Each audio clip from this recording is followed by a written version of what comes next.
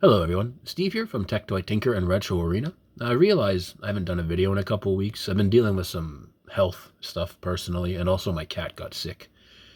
She got something called pyromitra, and it required emergency surgery, so that kept me pretty busy for the last couple weeks.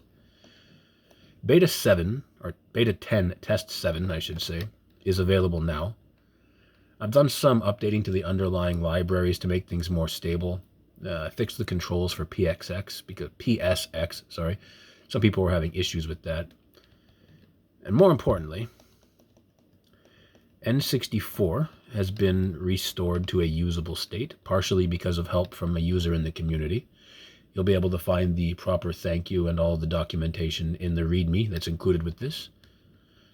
You can use Rice or Glide, they both work.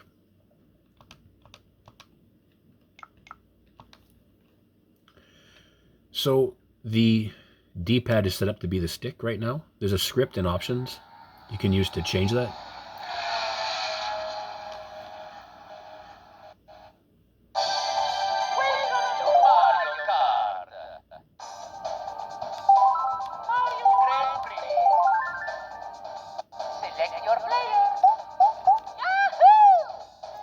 A little loud.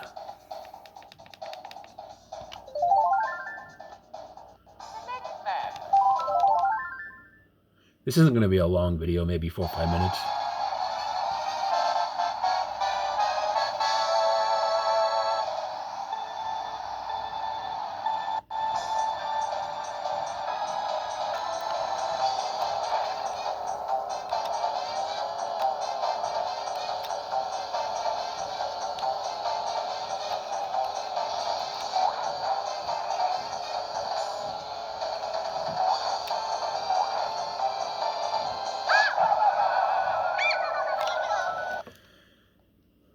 Now, not every game works. Some of the harder to run stuff like Clay Sculptors, for example, that Clay Fighters, Sculptors Edition, that will cause some audio crackle and lag. I will look into that as well. There's temporary scripts here in the Options Tools menu. This will switch the D-pad here between using the joystick or the D-pad, depending on what your game needs.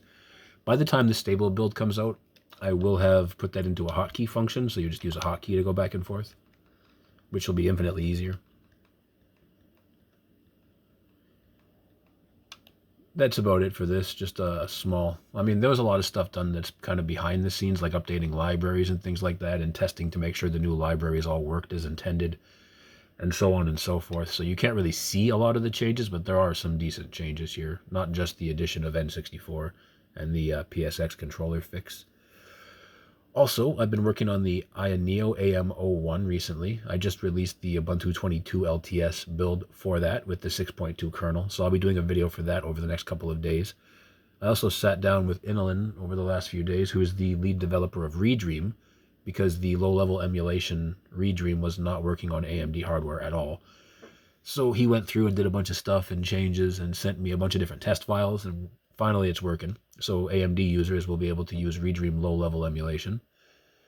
And with that, I asked him about Arch 64 support instead of just generic Raspberry Pi support. And what I found out was, at the time when they were doing Redream, the Pi was really the only popular single-board computer, and that's not true anymore. So once low-level emulation stuff is taken care of, we can expect to see Redream come to 64-bit ARM Linux, which I think will be personally...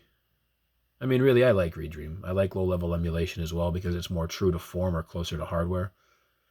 So for me personally, I'm very happy to see that make an appearance.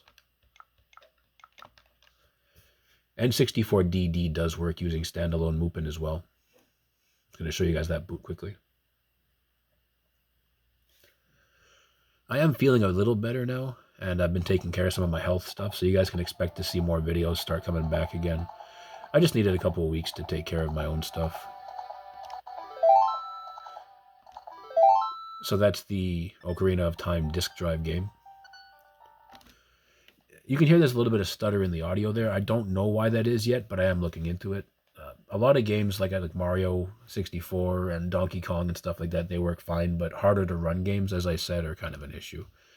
But I don't want to keep you guys too long and ramble on, so I'm going to go ahead and wrap the video up there. As always, thank you for watching. If you're not subscribed, don't forget to subscribe and like the video. Take care.